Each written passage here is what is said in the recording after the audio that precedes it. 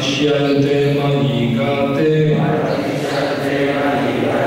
Vinnava Iyodhanam Katam Tuna Tarakadina Varakirva Padayana Vartishyante Mahigate Vinnava Iyodhanam.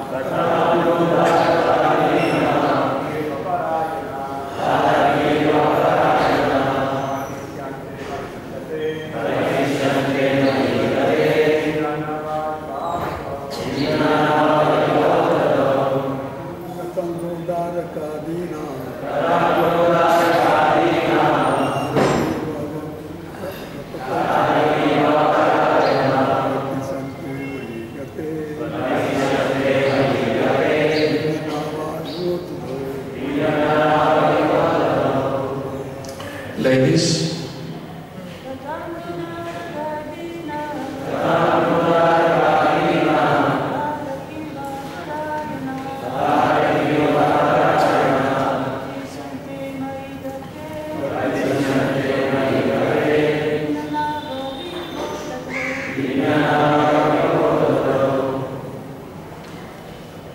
Katam, how? No, indeed. Dharaka, sons. Dina, poor. Dharaki, daughters. Va, or. Aparayana, having no one else to depend on. Vartishyante, will leave.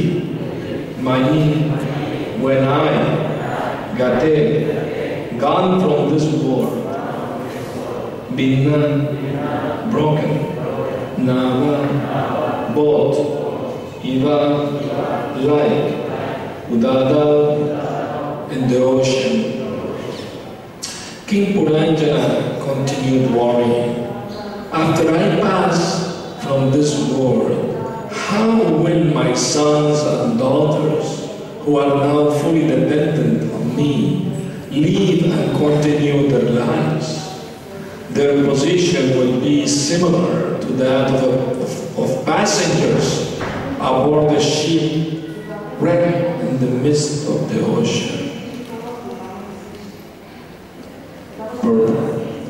At the time of death, every living entity worries about what will happen to his wife and children. Similarly, a politician also worries about what will happen to his country or his political party. Unless one is fully Krishna conscious, he has to accept a body in the next life according to his particular state of consciousness. Since Puranjana is thinking of his wife and children and is overly engrossed in thoughts of his wife, he will accept the body of a woman. Similarly, a politician or so-called nationalist who is inordinately attached to the land of his birth will certainly be reborn in the same land after ending his political career. One's next life will also be affected by the acts one performs during this life. Sometimes politicians act more sinfully for their own sense gratification. It is not unusual for a politician to kill the opposing party. Even though a politician may be allowed to take birth in a so-called homeland, he still has to undergo suffering due to his sinful activities in his previous life. This science of transmigration is completely unknown to modern scientists. So-called scientists do not like to bother with these things, because if they would at all consider the subtle subject matter and the problems of life, they will see that their future is very dark. Thus they try to avoid considering the future and continue committing all kinds of sinful activities in the name of social, political, and national necessity. Mukam karoti vachalam vete gari yat kripatamam bande shivuru dinatana. So King Puranjan is dying. He's still worrying, what will happen to my sons and daughters? Who will take care of them? He's dying. Take care of where you're going. Worry for yourself. What's going to be your destiny next time? But materialistic people, they can't think like that. For them, this material life is the all in all, is everything. And they become overly attached to material possession, to family relations, and they think without me, they are not going to survive. They will be like a boat wrecked in the midst of the ocean with some passengers, like that. So, Yam yam vapis maram bhavam tejate ante kalevaram tam tam mevaiti kaunte sarabhava bhavita. According to our state of mind at the time of death, that surely will take us to the next life. So the mind is the vehicle through which the soul is carried from one body to the next. And this has been going on for very, very long time. So the mind is the agent of transportation. Very subtle. So that's why Lord Chaitanya advised, Chetodalpana Marjana, first cleanse the mind. The mind is like a mirror full of dust, dirt. And you can't see yourself in that mirror, so dirty. But if you clean the mirror, then you start seeing your real self. Like in the previous verse, Prabhupada called this verse, Mamaivam so jiva loke jiva bhuta sanatana manashastra indriyani prakritistani karishati. Very clearly, the Lord explained our position, that we are part of Him, Mamaivam so. Jiva, all the living entity in this world are part of Krishna. And Jiva Bhuta Sanatana, we are eternal. But due to conditioning of the mind and the senses, we are struggling in this material life. Struggling is going on everywhere for survival, for happiness.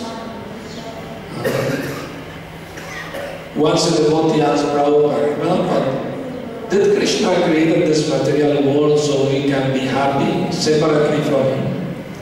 Prabhupada said yes. Then the devotee said, but Prabhupada is not fulfilling that because we are suffering like anything here. Prabhupada said, Krishna is not giving any guarantee that you will be happy. You can try if you want, but there is no guarantee.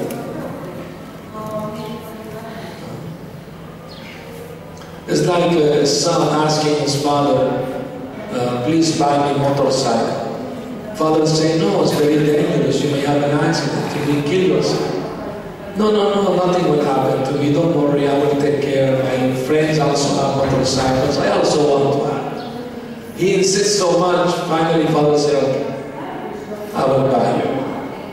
But if anything happens, it's your responsibility, don't blame me. Sometimes people, when things go wrong, they blame God. Why God's not happy? But devotees, they don't think like that. Devotees think mine, oh, that's Krishna's mercy. When things go wrong, that's my fault. It's Krishna's mercy because I deserve even more because of my past misdeed. I deserve to suffer even much more. But Krishna is so kind, so merciful. He's diminishing. Because I'm trying to be Krishna conscious. He's diminishing what I deserve to have even more. But materialists, when they are successful, they think, oh, that is due to my intelligence, my ability. But Krishna says in the Bhagavad Gita that ability comes from him. Purusham Rishi. Purusham Rishi. I have ability in me. So any ability is coming from the Lord. I have a brother who's atheist. We always argue. He says, I only believe in myself. Jai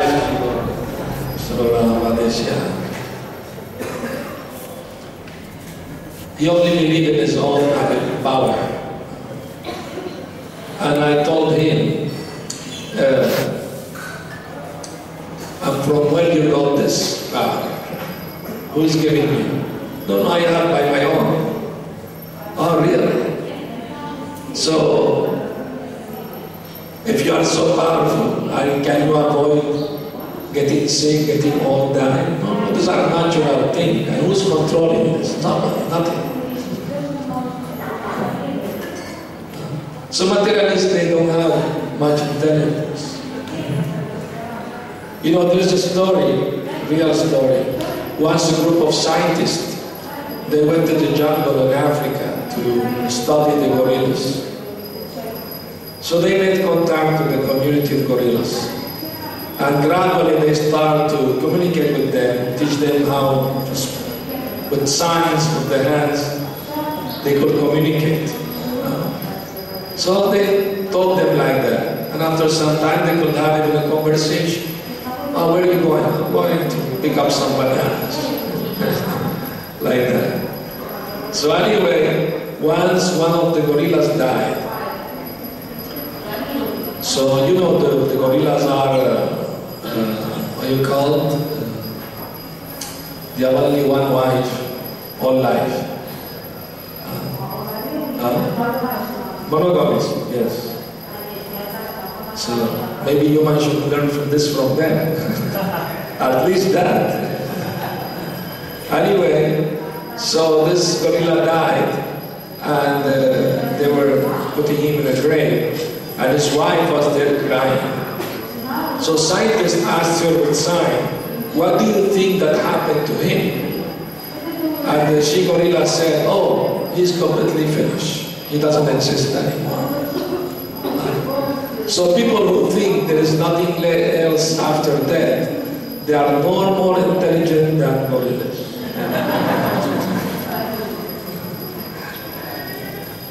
That's the truth. It's a fact. So, anyway, unfortunately, that's the situation. Most of the days, the people they think like that. Once a dying man, he was calling his sons, Sanjeev, come, you're here. Yes, Father, I'm here. Naresh, you're here. Yes, Father, I'm here. And he was calling all of them, 5, 7 sons. All of you are here. Yes, we are here, Father. Who is going to open this shop today then? He's warning, who's going to open the shop in Loy Bazaar? All the sons are here with me. So, anyway, of course, in the story of Kim Puranjan, it is explained, the chapter itself explained, because he was overly attached to his wife, he was born next life as a woman. But Prabhupada explained that that's better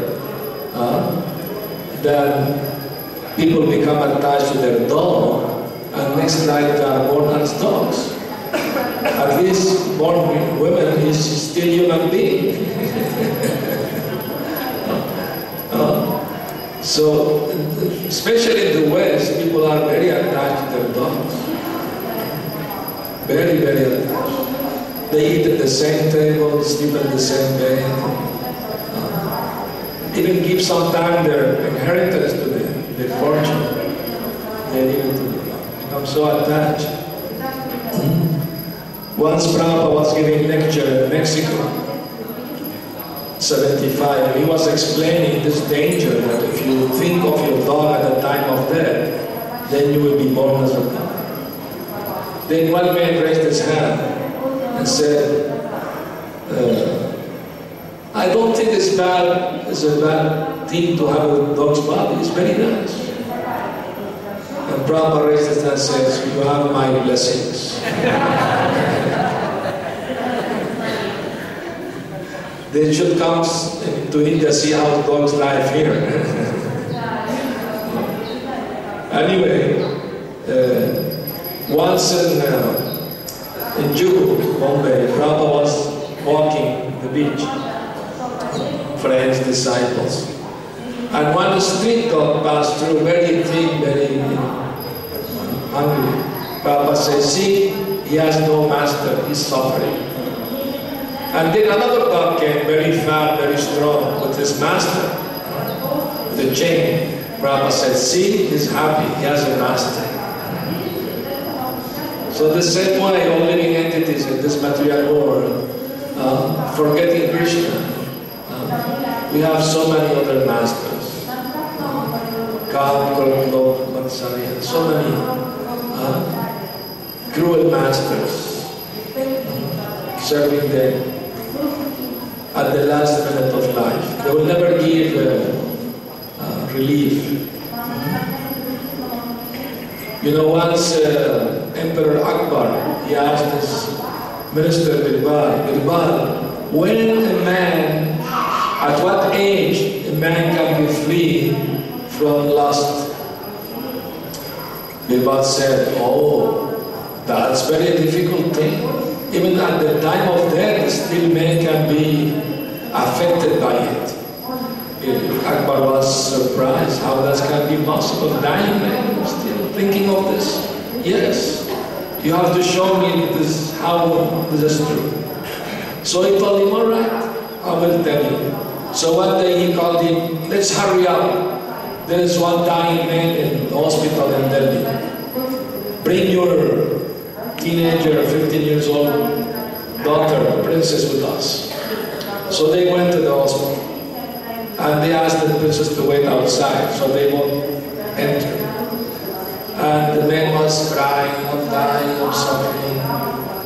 And he saw the king, didn't care, crying. So people asked him, asked the king, asked the princess to come in. So the princess came in, you know, jingle the bell and all this.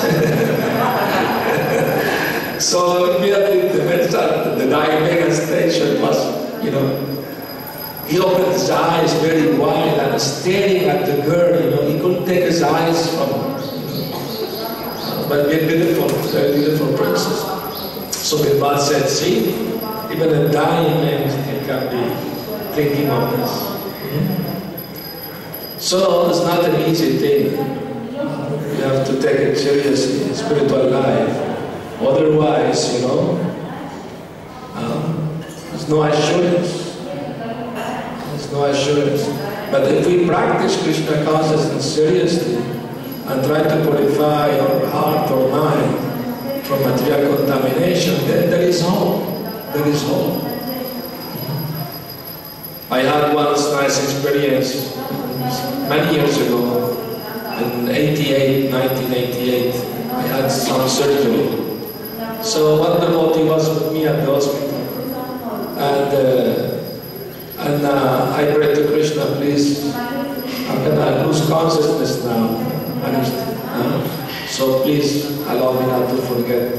So after I came from surgery, everything was okay, but I still under the influence of, you know, anesthesia. So the devotee told me later that I was speaking too much while still unconscious. So the nurse told me, that's very normal, all they speak rubbish. But he started to hear what I was saying. And he said it was a Bhagavad Gita class. You are not the body or spirit, soul, but you are temporary, full of misery. Like that. So I thought, wow, there is some hope then to remember Krishna. Anyway, he took me to the room, and I'm still half unconscious. But I woke up because I heard somebody chanting loudly, the Maha Mantra. And I thought, who's chanting? Well, my surprise was I was chanting. I woke myself by chanting. So there is hope. If we practice this process, Krishna conscious process, there is hope we can, remember Krishna at the time of death. Antakale chamam eva smaran mukta kalevaram yaprayati samadbhavam yatyati nasti samchaya. If you at the Antakale means at the end of life, if we remember Krishna at that time, surely we will go back to Krishna without any doubt. Krishna said.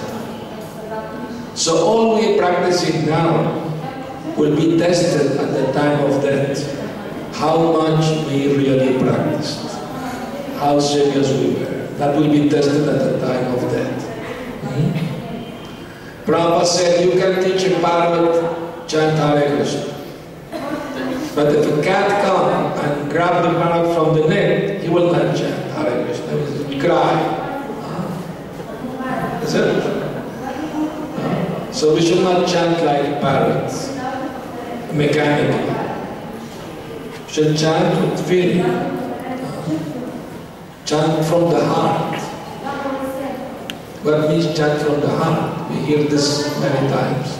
It means the soul is chanting through the lips, through the mouth. That's the meaning. The soul should take control over the mind and the senses and pray to Krishna for shelter, for mercy. So, some years ago in England, there was a Guru Mela. And many gurus came from India to England. ISKCON devotees were also invited to take part. So one man asked one famous guru from India, can you please tell me what is the meaning of prayer, love? What is love? So this guru said, love, love, love. Love means when I leave my home to foreign place and I'm away for long, long time, then I come back to my home, and then when I open the door, I see my dog waiting for me, and he stares at me and I stare at him, and that Shakti energy, that is prayer.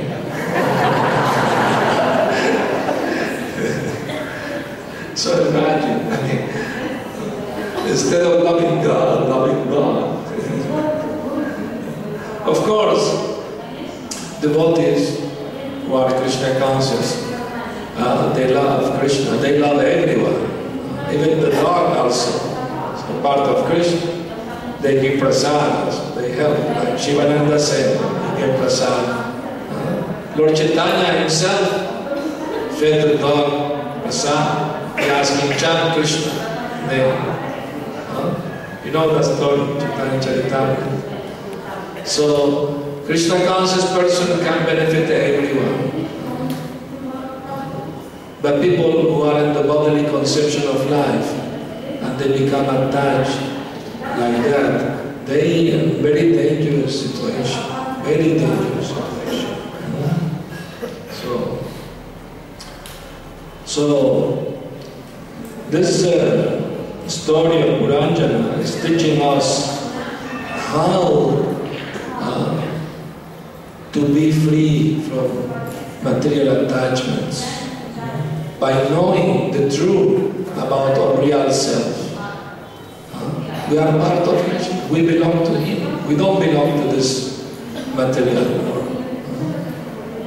So knowing our identity, because conditional identity always like to think my and mine, aham mameti. Everything belongs to me, this is me. That I'm Indian, I am American, I'm Russian, I am this, I am that. Prabhupada said politicians, because they are attached to their homeland, they need to be born again, so their attachment. But they still have to suffer the reaction of their sinful activities in their so-called homeland. Recently, one big politician died in South America. And many people came to, millions of people came just to see the dead body. And all of them speaking, oh, he was victorious. Where is the victory? He's dead now. Where is all his power, all his control, all his charisma, where it is now? It's gone. So I tell people, they don't think about next life. They only think, because if they think next life, that will hamper their enjoyment. They prefer to be in ignorance. Like once I was preaching to one politician, and I was telling him this is true, the danger, because if you become attached too much to your dog, in next life you maybe become a dog. And the man said, well, and even if that is true, I don't care. Because if I will become dog, I will not remember that I was human being. So I don't care. And I told him, ignorance is the happiness of the fool.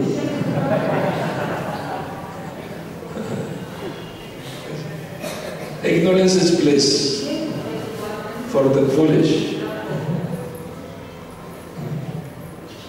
Anyway,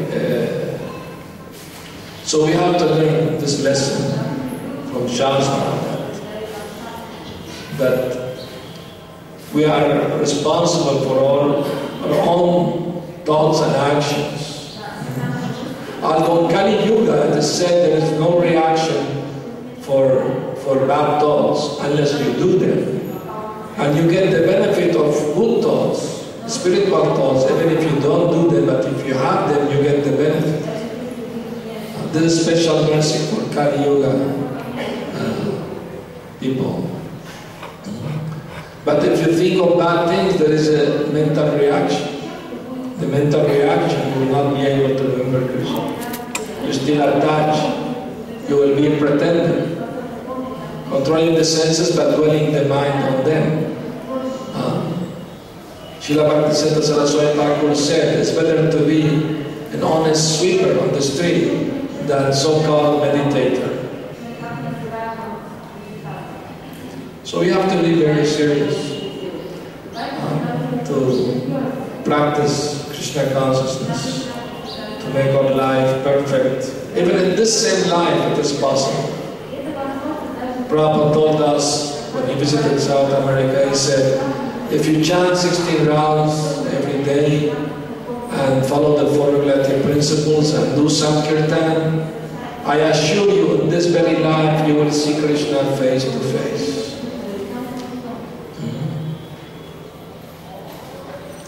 And that means following without deviation, all life.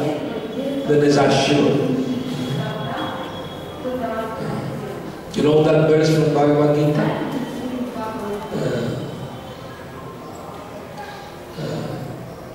Can't remember. But it says that if you follow Bhakti Yoga without deviation, Mamcha Yoga Vicharena Bhakti Yogena Sevate Sagunan Samatityatam Brahma Vijaya Kalpate. Follow the path of Bhakti without deviation, you achieve the transcendental platform. And once on transcendental platform, no coming down. That's permanent. It's better to get some hardship by tapasya means voluntarily accepting some uncomfort for the body and the mind to practice devotional service with the idea to make spiritual progress. So this is tapasya means controlling the mind, the senses, engaging them in Krishna's service. Should not be allowed to go here and there.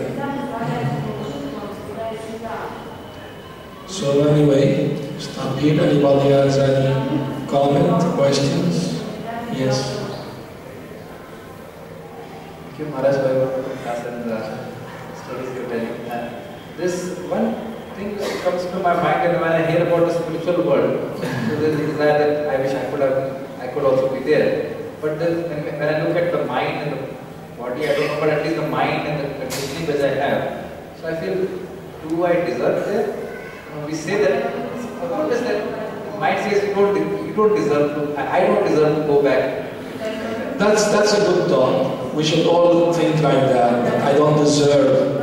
That he's asking if it is alright to think that I don't deserve to go back to the spiritual world. Yeah, that's a good thought. We should never feel I deserve. But at the same time, we should try to please Krishna. If Krishna wants, even if we don't deserve, if Krishna wants, he can take us there. Prabhupada said that Lord Chaitanya, even if you have 80%, he will put 20% more and take it. Even 70%, he will add the 30%. So that's Lord Chaitanya's special mercy for Kali Yuga. One more question I have that I've heard several times that Lord Chaitanya is more merciful than Lord Krishna.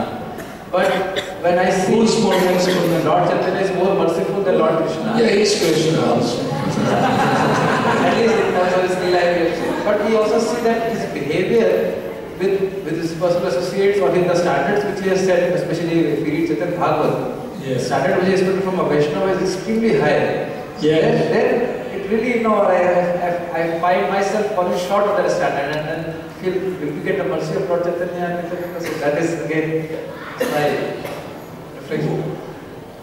Yes, Lord Chaitanya was very strict. Very strict. Especially with his renunciants, followers. Like Jota Haridas, very strict. But with his Grihastha followers, he was very kind, very merciful. So I mean to say, Sashi Mata, she committed an offense just in the mind. But that is Leela, that is pastime. That to understand. Sachi Mata is a eternal associate of the Lord. She is Mother Yashoda. How she can commit any offense? No offense. What she taught was out of love.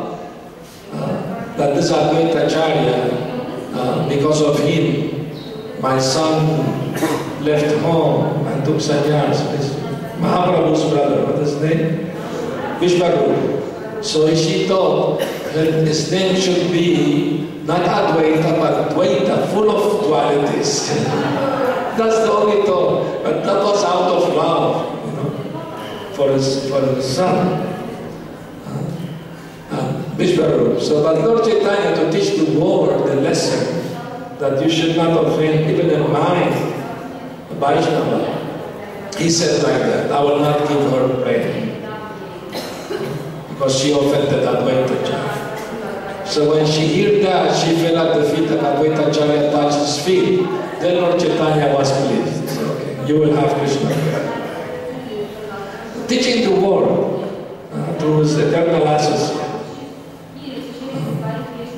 Of course, as I said, there is no, in Kali Yuga, there is no reaction for bad thoughts.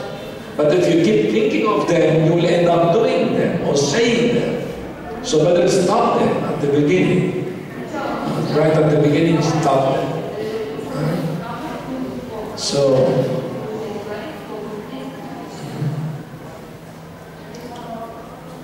So Mahaprabhu, Namo Mahavadanyaya Krishna Prema Pradayate Krishnaya Krishna Chaitanya Namne Oratushe Namaha. He came to give something that even Lord Krishna himself didn't give. Krishna prayed. And he's giving through the Harinam Sankirtan, through the holy name. Shri Gaur Kishore Das Babaji Maharaj said, don't try artificially to think about Radha Krishna Lila. Better chant the holy name, avoiding all offenses. And in due time, the holy name will reveal everything. Krishna's Rupa, Guna, Lila, everything will be revealed. In due time, be patient. If at night you want to see the sun, no matter how many times you bang your head against the wall, the sun will not come. You have to be patient. Wait until the morning, the sun will come. The same way, the process of Krishna consciousness is a gradual process. Prabhupada told privately to Giriraj Maharaj when he was brahmachari. He told him, took me 35 years to perfect my chanting Hare Krishna. So it may take us a little more than that.